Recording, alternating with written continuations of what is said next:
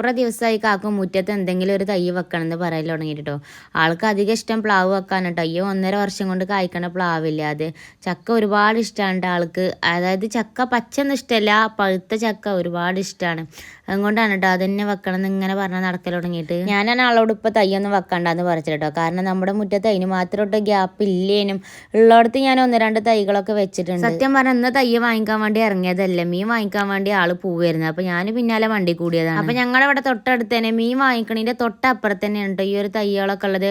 അപ്പോൾ ഇതിങ്ങനെ നോക്കി കണ്ടപ്പോൾ നമുക്കൊന്ന് കയറി വെക്കാമെന്ന് പറഞ്ഞ് കയറിയതാണ്. അങ്ങനെ അത് ആള് പ്ലാവിൻ്റെ തൈ കൊടുത്തിട്ടുണ്ട്, ഒരു മാവിൻ്റെ തൈ കൊടുത്തിട്ടുണ്ടായിരുന്നു. മുറ്റത്ത് സ്ഥലമില്ലാത്തത് കൊണ്ട് തന്നെ ഞാൻ കുറേ പറഞ്ഞു ഏതെങ്കിലും ഒന്ന് എടുത്താൽ മതിയെന്ന്. പക്ഷെ ആള് പറഞ്ഞത് കേൾക്കണ്ടേ, രണ്ടും വേണമെന്ന് പറഞ്ഞിട്ട് അങ്ങനെ എടുത്ത് പോകുന്നതാണ്. മുറ്റത്തുള്ള സ്ഥലത്ത് ഞാനിതൊരു സപ്പോർട്ടയുടെ തൈയും അതുപോലെ തന്നെ ഒരു അടക്കാപ്പായത്തിൻ്റെ തൈയും വെച്ചിട്ടുണ്ട് കേട്ടോ.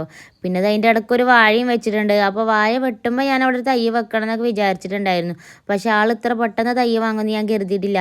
പിന്നെ അതുള്ള ഗ്യാപ്പിൽ ഇത് ആൾ 2 കുഴിച്ചിട്ടിട്ടുണ്ട്. വാങ്ങിച്ച 2 തൈയും വലിയ മരങ്ങളാവാതെ കുഞ്ഞു മരങ്ങളാവുന്ന 2 തൈകൾ തന്നെയാണ്.